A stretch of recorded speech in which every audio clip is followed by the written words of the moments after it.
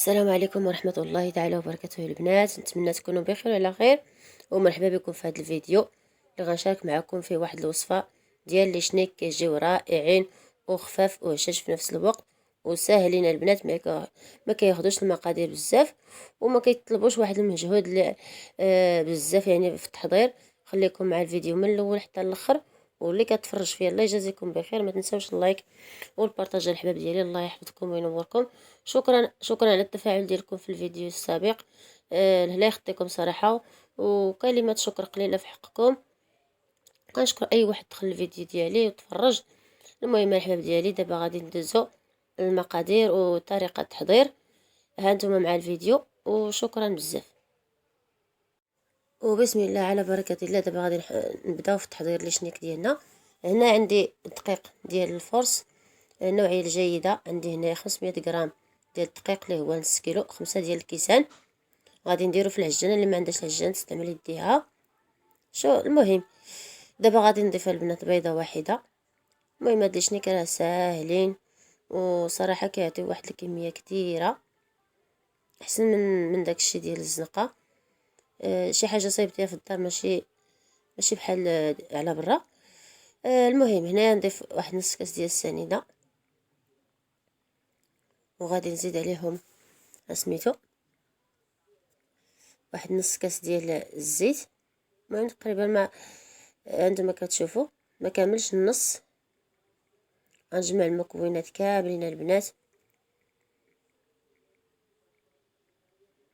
وهنايا كنحاول نقاد التينيفول باش يجيكم داكشي واضح.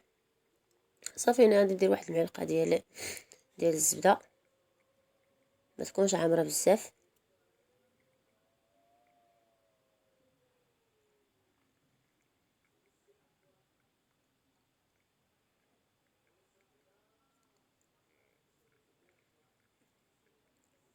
وهنا غادي ندير قبيصه ديال الملح ضروري.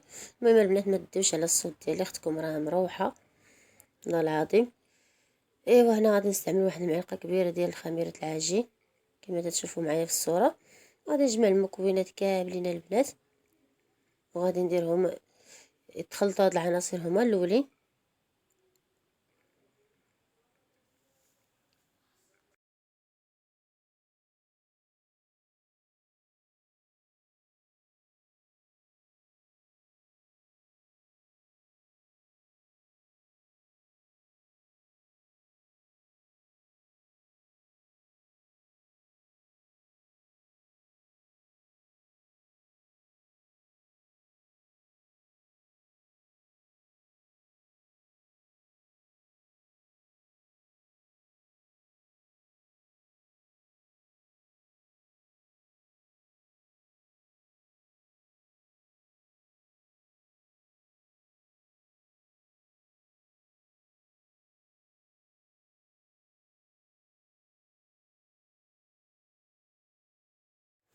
وهنايا البنات درت سميتو المكونات يتخلطوا مع بعضياتهم. المهم السنيده والدقيق مع الخميره والزبده كلشي. المهم حتى يندمجوا ليا المكونات مزيان. غادي نضيف عليهم واحد الساشي ديال خميرات الحلويات. ومن قبل البنات راني دفيت الحليب، دفيت تقريبا ما يعاديش الكيسان ديال الحليب، دفيتهم فوق البوطه. صافي من بعد ما غادي يندمجوا ليا المكونات غادي نضيف الكاس الاول ديال سميتو ديال الحليب. دابا هنايا راني ضفت الكاس الاول، ما يكونش سخون البنات باش ما تحرقش لكم الخماره، حيت الا ضفتوا الحليب سخون راه الخماره يعني كتقتلوها وما كيعطيوكمش، يعني ما كتعطيكمش النتيجه. هنايا غادي نزيد عاوتاني. المهم هنايا غادي نبقى نزيد الحليب شويه بشويه، عيني ميزاني. صافي وغنخليها تدلك مزيان مزيان باش يطلعوا ليا لي شنيك رطبين وخفاف في نفس الوقت.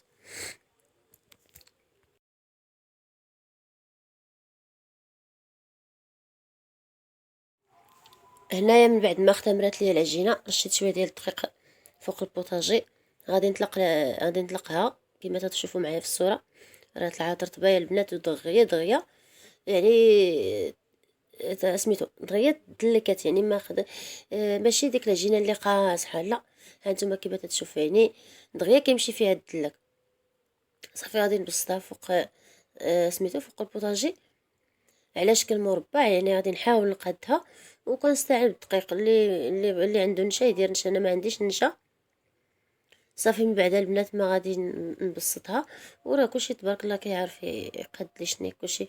انا غير كنشارك معكم اليوميات ديالي، وقبلوا على الفيديوهات ديالي صراحه كيف ما كانوا يا البنات، والله العظيم كيف ما كانوا. كنتمنى تقبلوا عليا وما تبخلوش على اختكم، يعني تبارطاجيو لي فيديو ديالها وتعاونوها. علاش لا؟ علاش لا ما طلعش قناه فاطمه الصويريه حتى هي تكون من ضمن دوك القنوات اللي طالعين. كنتمنى من صدر ربي يسهل علينا ويسهل عليكم جميعا يا ربي. المهم هنايا غادي نكمل الطبسات ديال العجينه وصافا البنات. المهم كما ديما تنقول لكم، هذا الشيء راه كيبغي الصبر، وهذا المحتوى كيبغي الصبر، ولكن حتى الناس الا ما كيساعدوكش بالمشاهده والبارطاج راه ما كاين والو صراحه والله العظيم. هنايا من بعد ما بسطت العجينه جبت لا كريم باتيسير اللي صايبتها من قبل، يعني درت شويه، درت الحليب 2 كيسان الحليب وجوج المعالق ديال كريم باتيسير وجوج المعالق ديال سنيده. صافي حتى عقادو فوق البوطره. ديجا شاركت معكم الطريقه ديال تحضير هاد الكريمه شحال من مره، وغادي نبسطها فوق العشانه. ايوا صافي البنات، غادي نقاد الكريمه فوق، عفوا فوق العجان. اعوذ بالله من الشيطان الرجيم. المهم البنات غادي نقادها فوق العجينه. سمحوا لي بزاف، اختكم مريضه وغير كنتلف الهضره، وفي نفس الوقت راه كنقاد الصوت وكنغلط وكنمشي نمسح وكنرجع عاوتاني. صافي اضطريت انني نحط الفيديو كيف ما بغا يكون. المهم هنايا غادي نرش على داك لي بتيتي شوكولا اللي هو دوك ديال لي كوكيز، وغادي نطوي العجينه كما تتشوفوا معايا كما تلاحظوا. المهم الحباب ديالي هنايا غادي نجمع العجينه كلها، وغادي نقطعها على الطريقه ديال لي شنيك، وغادي نخليهم يختمروا المره الثانيه، وغادي ندهنهم بصفار البيض مع شويه د القهوه، وغادي ندخلهم الفران يطيبوا. صافي وكنقدمهم لكم بالصحه والراحه، والله يخطيكم عليا البنات. وكملوا الفيديو حيت ما قدرتش مازال نكمل. المهم شكرا لكم والله يخطيكم. شكرا على التفاعل ديالكم بزاف بزاف، وكنتمنى لكم عواشركم مبروكه، تدخل عليكم بالصحه والسلامه.